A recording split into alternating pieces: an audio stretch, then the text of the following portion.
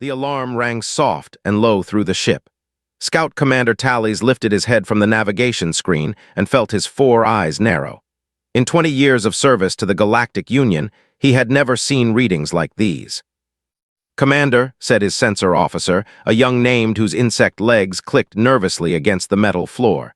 "The signal is real. I have checked it 3 times. Tallies walked slowly to the main viewing screen. Outside, the cold darkness of space stretched forever in all directions. They were far from any mapped system, far from any known trade route. The scout vessel Whisper of Stars had been sent here to chart empty space. They expected to find nothing. Instead, they found a ship. It was massive. The vessel hung in the void like a sleeping beast, its hull dark and heavy. Tallies estimated it was 10 times the size of his own ship.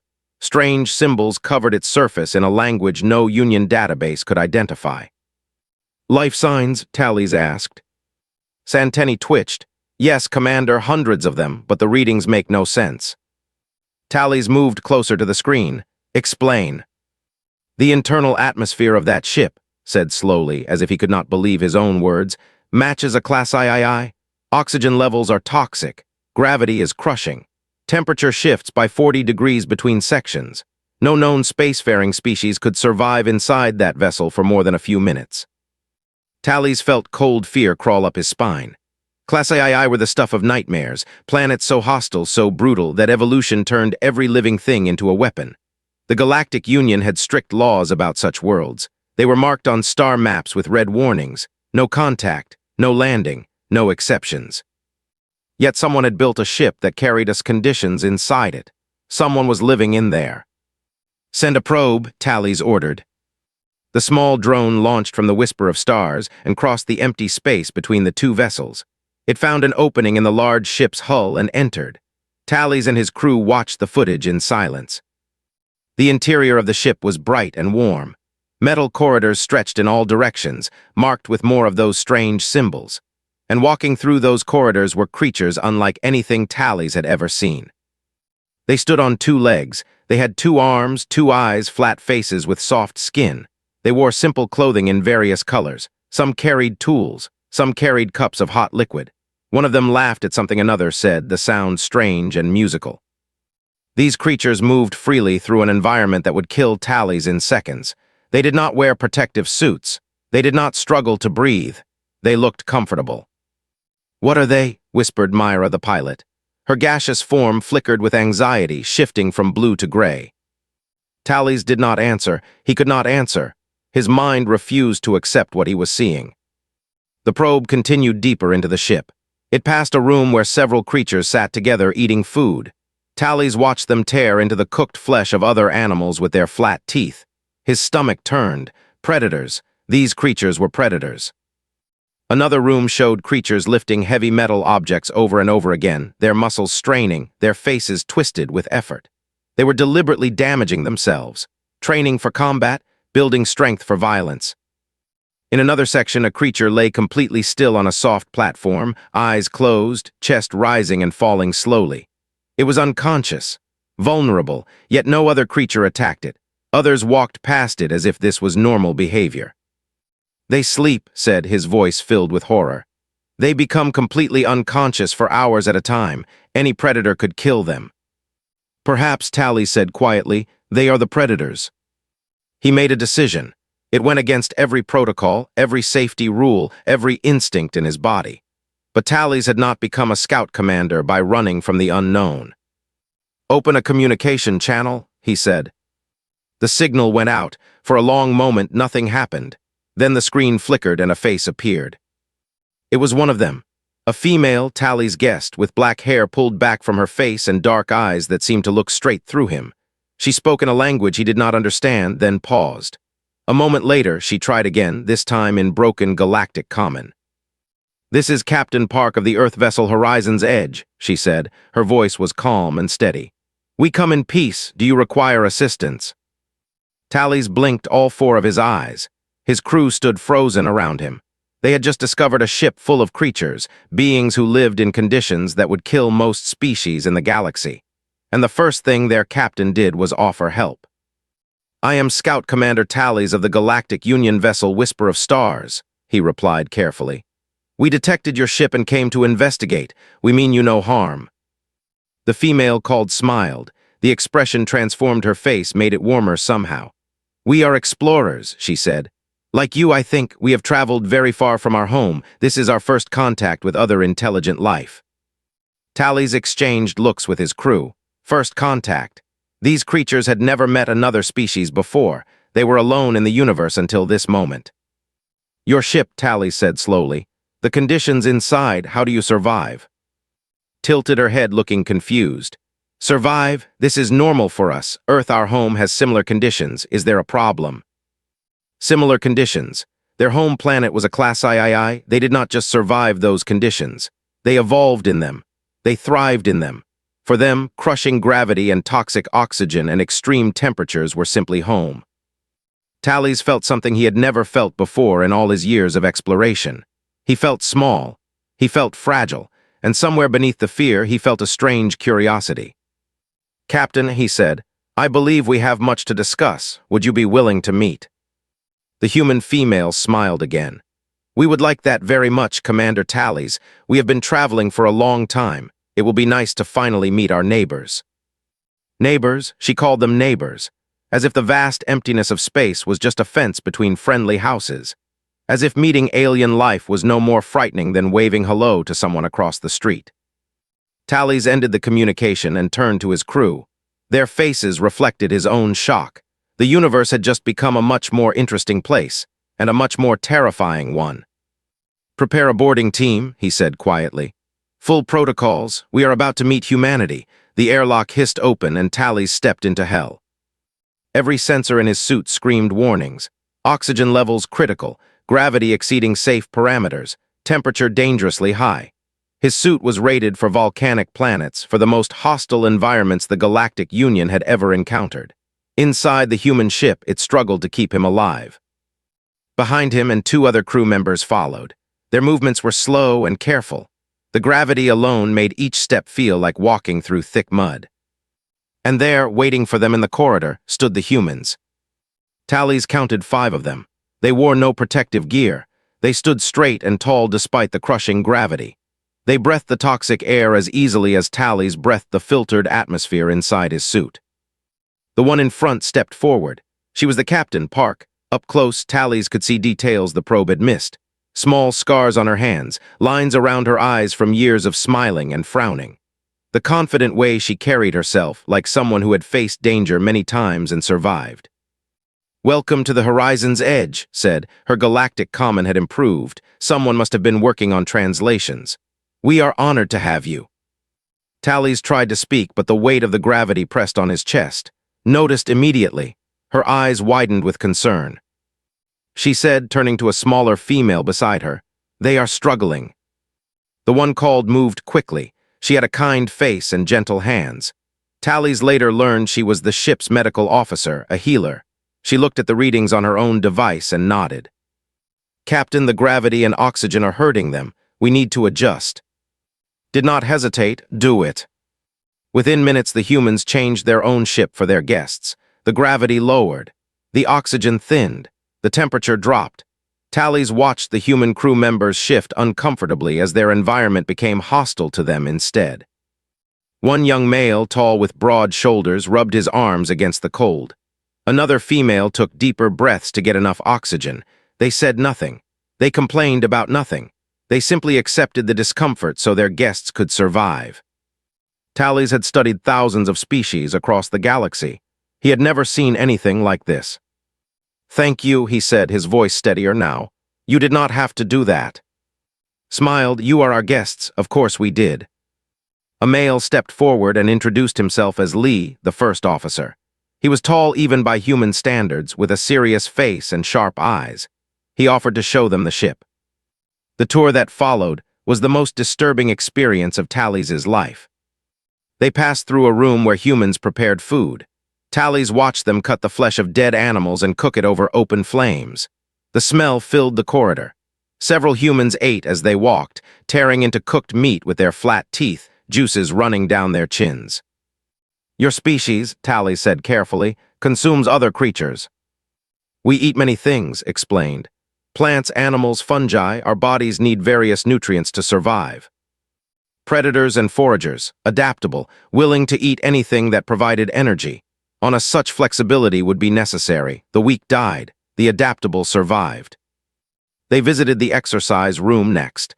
Tallies watched in horror as humans lifted heavy metal weights over their heads again and again. Their faces twisted with effort, their muscles strained. Some made sounds of pain but continued anyway. "Why do they hurt themselves?" asked, his antennae flat against his head in distress. Had joined them for the tour. She laughed softly at the question. "They are not hurting themselves, they are making themselves stronger. Human muscles grow when they are stressed. We must damage them slightly so they rebuild bigger and better." Tallies felt his stomach turn. Humans became stronger by breaking themselves down. Their bodies treated damage as an opportunity for improvement. What kind of evolution produced such creatures? The medical bay was the worst. Showed them the equipment with obvious pride. She explained how humans healed from injuries that would kill any other species. Broken bones could be set and would grow back together. Severed limbs could sometimes be reattached. Failed organs could be replaced with machines or organs from other humans or even from animals. "Our bodies fight constantly," said. "Every moment we battle infections, repair damage, replace dying cells. We are not fragile exactly. We are more like water. We flow around obstacles. We fill whatever shape we must to survive." She showed them scans of human biology. Tallies saw immune systems that attacked invaders with chemical warfare. He saw bones that grew stronger after breaking.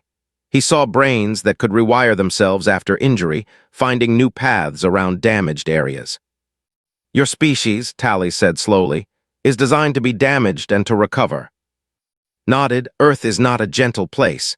Those who could not recover did not survive to have children. Over millions of years, we became what we are. Millions of years of death and survival. Millions of years of evolution on a world that tried constantly to kill everything living on it. And from that violence, these creatures emerged. They looked soft. They smiled easily. They offered help to strangers. But beneath that soft surface lived something forged in fire. The tour ended in a common room where humans gathered to relax. Tallies watched them interact. They touched each other casually. They laughed at jokes. They sat close together, sharing food and drink. One human sat alone, eyes closed, completely unconscious, asleep, vulnerable. "You sleep in common areas," Tallies observed, "where anyone could attack you." Sat down across from him. "Why would anyone attack? These are my crew, my family. I would die for them and they would die for me." Family, Tallies knew the word. Many species had similar concepts, but humans seemed to extend it beyond blood relations. They built families from choice, from loyalty, from shared hardship. "You are afraid of us," said quietly. It was not a question. Tallies considered lying. He decided against it. "Yes, everything about your species frightens me. You come from a world that should not produce intelligent life. You survive conditions that would kill us in moments. You eat flesh and break your own bodies to grow stronger. You are, by every definition we have, monsters." Did not look offended. She nodded slowly as if she understood. "And yet," Tallies continued, "you changed your own ship to keep us comfortable. You offered us welcome and kindness. You have shown us nothing but generosity." "That is also human," said. "We can be terrible. Our history is full of violence and cruelty. But we can also be kind. We choose what we want to be. Every day, every moment we choose."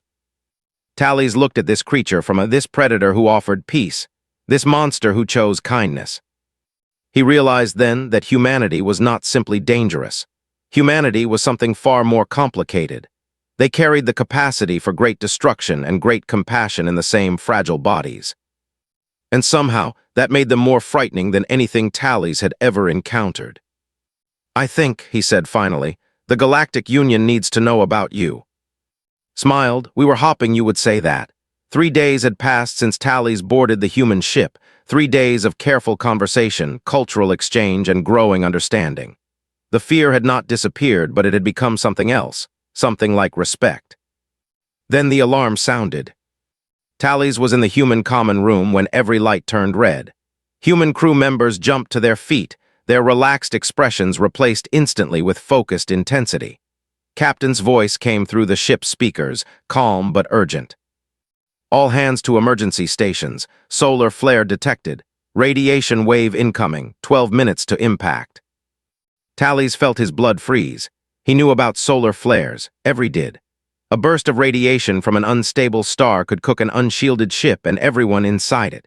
His own vessel, the Whisper of Stars, was built for speed and stealth, not for surviving stellar events. He ran toward the airlock that connected the two ships. Met him there, his insect legs shaking with terror. "Commander, I have calculated our survival chances," said. "The Whisper of Stars does not have enough shielding. At least 40% of our crew will die from radiation exposure, perhaps more." 40%? Tallies thought of his crew members, the young ones who had just started their careers, the veterans who had served with him for years. Faces flashed through his mind. Friends, colleagues, family. "We need to run," Tallies said. "Maximum speed away from the wave." "We cannot outrun it, Commander. The wave is too fast." Tallies closed his eyes. This was how it ended. Not in battle, not in some glorious exploration. They would die because the universe was cruel and uncaring.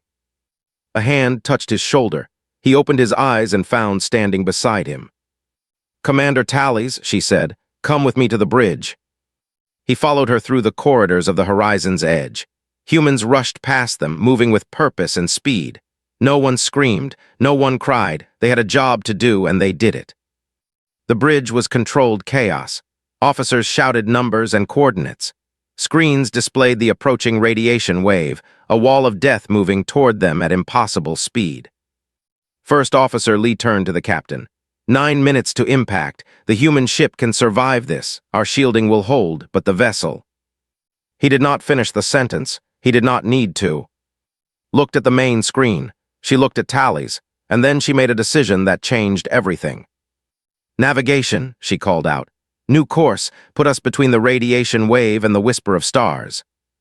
The bridge went silent. Even the constant hum of the ship seemed to quiet. Navigator, a young female with quick hands, turned in her seat. "Captain, if we do that, we absorb the full force of the wave. Our shielding will protect the main hull, but the outer sections will be flooded with radiation. Any crew members in those areas will be exposed." Finished. "I know, do it anyway." Tallies grabbed her arm. "Captain, you cannot, your people will die." Looked at him with those strange human eyes. There was no fear in them, only determination. "Your people will definitely die if we do nothing," she said. "My people might die if we help. The choice is simple." "It is not simple," Tallies protested.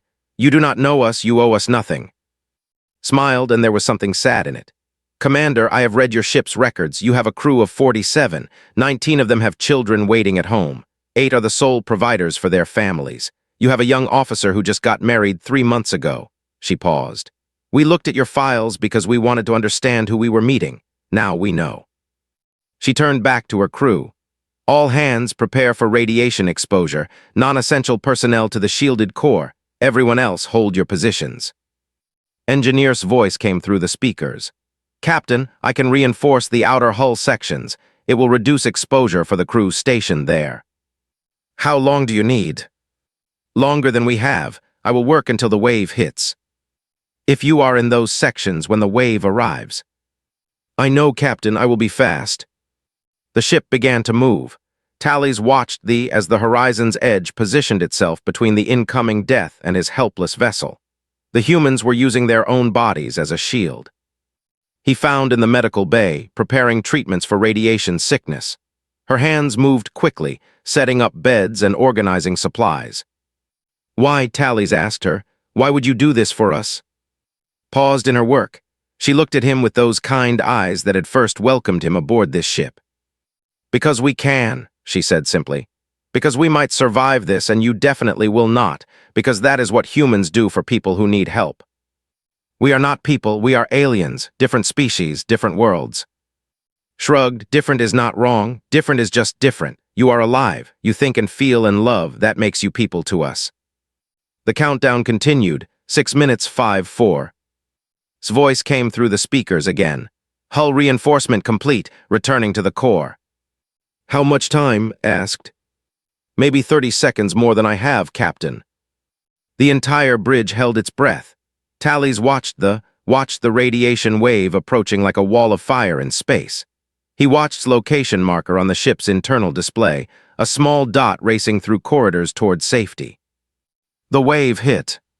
The horizon's edge shuddered, lights flickered, alarms screamed. On the display, 17 crew markers in outer sections flashed red, indicating radiation exposure. But marker reached the shielded core just as the wave struck. He made it. And behind the human ship, protected by their sacrifice, the whisper of stars floated untouched. The radiation passed, the alarms quieted, the lights steadied. Slumped in her chair for just a moment. Then she straightened and turned to her crew. Damage report. Outer hull sections took heavy exposure, reported. 17 crew members received significant radiation doses. Medical teams are responding. Casualties? None yet, says they can treat everyone if they move fast. Nodded, she turned to Tallies, who stood frozen in the middle of the bridge. Commander, she said, you might want to check on your ship. Tallies found his voice. Your people, 17 of them are hurt because of us. 17 of them are hurt because they chose to help, corrected gently. That was their choice, they knew the risks. Why? The question tore out of him. We have nothing to offer you. No alliance, no trade, no benefit. Why would you sacrifice your own people for strangers? Stood and walked to where he stood. She was shorter than him, this creature. She looked up at him with something in her eyes that he could not name.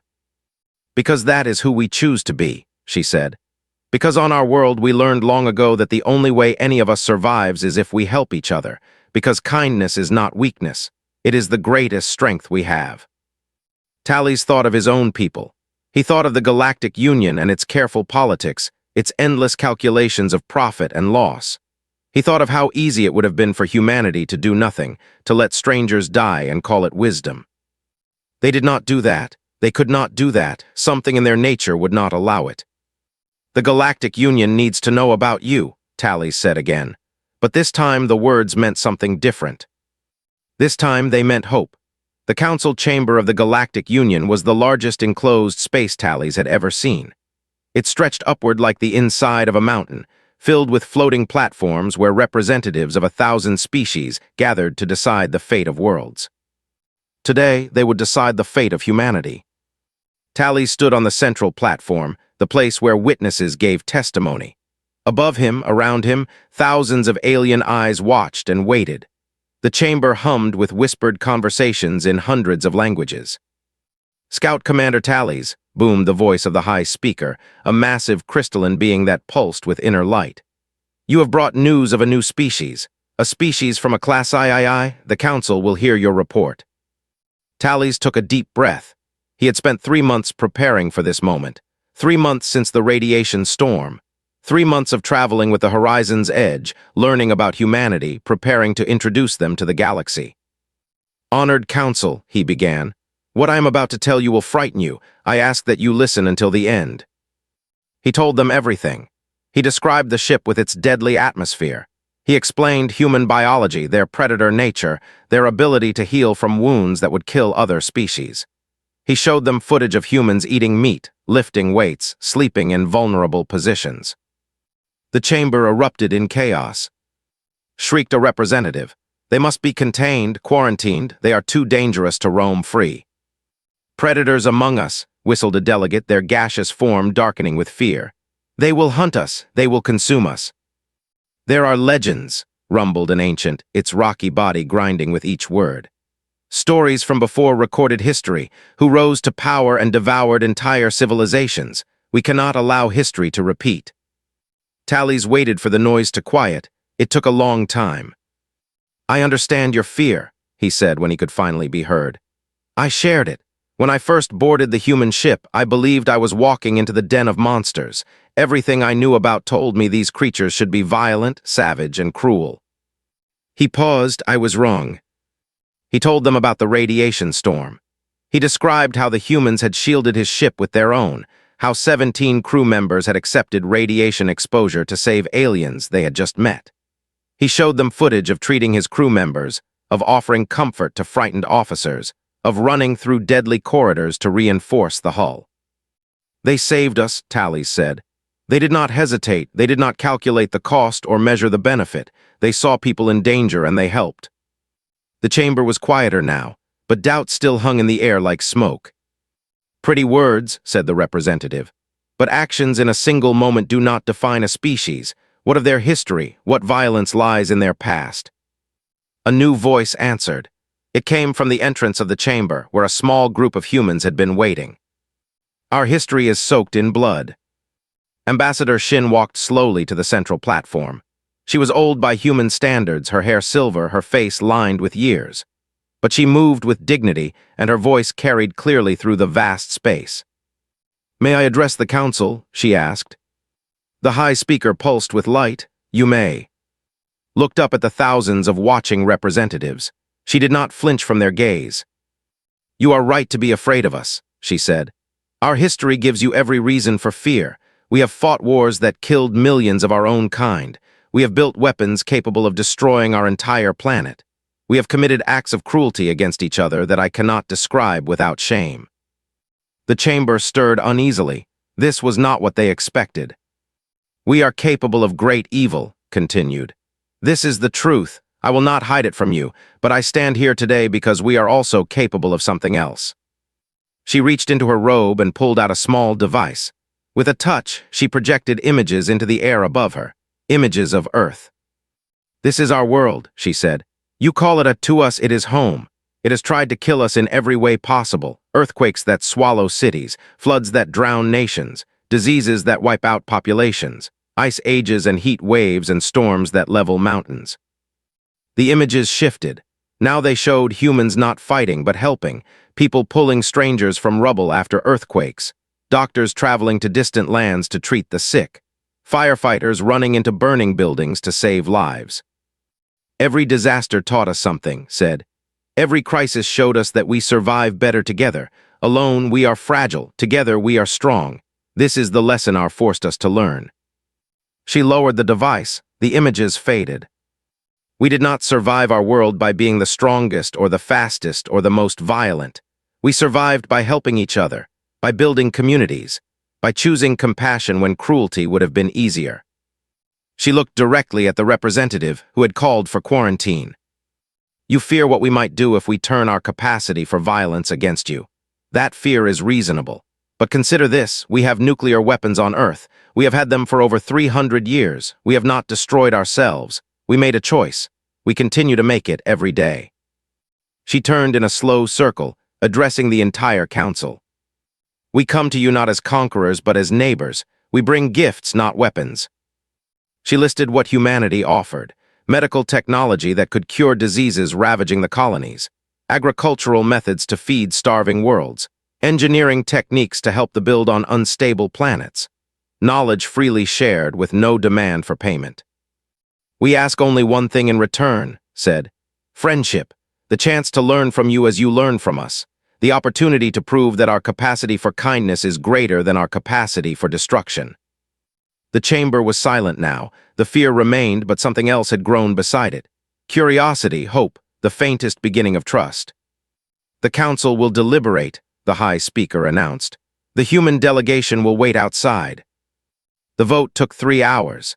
Tallies waited with the humans in a small chamber, watching sit calmly while younger crew members paced with nervous energy. "Are you not afraid?" he asked her. Smiled, the expression reminded him of. Perhaps it was a human thing, this ability to smile in the face of uncertainty. "I am terrified," she admitted. "But I have been terrified before. Fear does not control me. It simply reminds me that something important is happening." The doors opened. A council messenger appeared. "The vote is complete. Humanity has been granted provisional membership in the Galactic Union." The humans cheered. They embraced each other, tears streaming down their faces. Tallies watched them celebrate, these creatures who had just been accepted into galactic civilization. Caught his eye and nodded. A simple gesture, a thank you for his testimony, a promise of the friendship she had spoken about. Tallies nodded back. The galaxy would never be the same. And for the first time in his life, Tallies thought that might be a good thing. 5 years had passed since the council vote. 5 years since humanity joined the Galactic Union. And in those 5 years, everything changed. Tallies stood on the bridge of the Unity Fleet flagship, watching the stars scroll past on the main.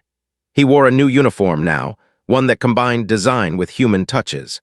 The insignia on his chest showed two hands clasped together, the symbol of the new alliance. "Commander Tallies," said a familiar voice behind him. "You look lost in thought." He turned to find Captain Park smiling at him. She wore an admiral's insignia now, leader of the joint fleet that patrolled the peaceful sectors of Union space. Her hair had streaks of gray that had not been there 5 years ago. Command aged everyone, regardless of species. "I was remembering," Tally said. "The day we first met, how frightened I was." Laughed, "You hit it well. I thought you were very brave, walking onto our ship in nothing but a suit." "I was terrified." "So were we," moved to stand beside him at the first contact with alien life. We had dreamed of it for centuries, and when it finally happened, we had no idea what to do. "You offered us help, that was what you did." "It seemed like the right thing." Tallies shook his head in wonder. 5 years and he still did not fully understand humans. They made the impossible seem obvious. They treated miracles like common sense. The bridge doors opened, and First Officer Lee entered with a data pad. Behind him came a young officer, one of the first of her species to serve on a joint human-alien crew. "Admiral Commander," said, "we have received a distress call from the colony on Vex Prime. They are experiencing an atmospheric failure. Estimated casualties without intervention, 60,000. Did not hesitate. Set course for Vex Prime, maximum speed. Alert medical officer to prepare emergency atmospheric treatments." "Already done, Admiral. Says she can have enough supplies ready by the time we arrive." "Good, and contact engineer. We may need modifications to our atmospheric systems to help stabilize theirs." Nodded and turned to carry out the orders. The young officer followed him, her insect legs clicking with eager energy. She had requested this assignment specifically, Tallies knew. She wanted to learn from humans. She wanted to understand how they did what they did. The ship changed course. Through the Tallies watched the stars shift as they turned toward Vex Prime. 60,000 lives, he said quietly. "And we will save as many as we can," replied. "That is what we do." Across the galaxy, similar scenes played out every day. Human doctors served on space stations in sectors that had never seen their kind before. They treated patients who had once feared them as monsters. Now those same patients requested human physicians specifically, trusting their strange medicine. On the human agricultural experts worked beside local farmers. They had adapted earth-growing techniques to alien soil, increasing food production by 300%. Famine, which had threatened them for generations, was becoming a memory. Navigator had become famous throughout the Union. Her ability to plot courses through dangerous space, using her human tolerance for extreme conditions, had opened trade routes that had been closed for centuries. Ships that once took months to reach distant systems now arrived in weeks. Engineer ran a training academy where alien engineers learned what he called human engineering. It was not about technology. It was about attitude. The belief that any problem could be solved with enough determination and creative thinking. His graduates were the most sought-after engineers in the galaxy. And on a small planet at the edge of Union space, Ambassador Shin had finally retired. But retirement for did not mean rest. She had opened a school. Tallies had visited the school once. He watched human children playing beside young and students. They laughed together, argued together, learned together. The barriers that had separated their species for millions of years melted away in a single generation. "They do not see differences," had told him during that visit. "They see friends, they see family. Give them enough time and they will build a galaxy we cannot imagine." Now, as the Unity fleet raced toward Vex Prime, Tallies thought about that school. He thought about all the changes he had witnessed. He thought about the fear that had once consumed him and the hope that had replaced it. The galaxy had feared humanity. Every logical analysis said they should be feared. They came from a world of death.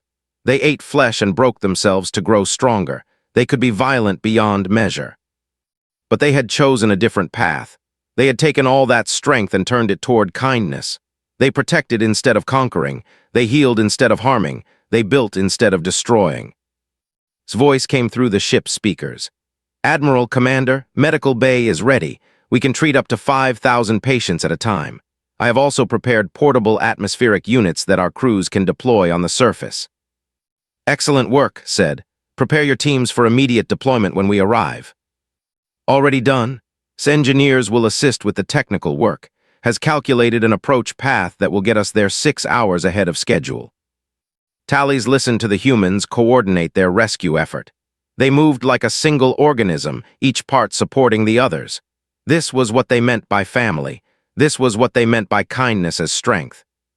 The horizon's edge had become a legend, but it was still the same ship where Tallies had first walked into an atmosphere and discovered something wonderful. The crew had changed over the years. New faces replaced old ones, but the spirit remained. Admiral, Tallies said as they approached Vex Prime, I never properly thanked you. Looked at him with curiosity. For what? For showing me what humanity truly is. For proving that can produce more than monsters. For giving the galaxy something to hope for. Smiled, it was the same smile she had given him 5 years ago, warm and genuine, and somehow brighter than any star. We are just doing what humans do, she said. The rest was your choice. You chose to listen. You chose to trust. You brought us to the council and spoke for us when no one else would.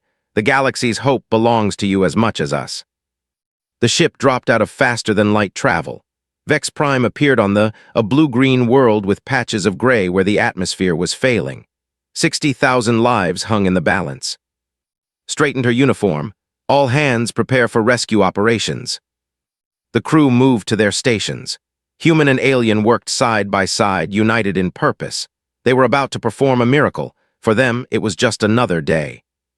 Tallies took his place beside. He was no longer afraid of humans. He was proud to serve with them. He was proud to call them friends. The galaxy had uncovered a Class III vessel. Every single crew member had been human, and instead of destruction, they had brought hope. Perhaps that was the greatest miracle of all.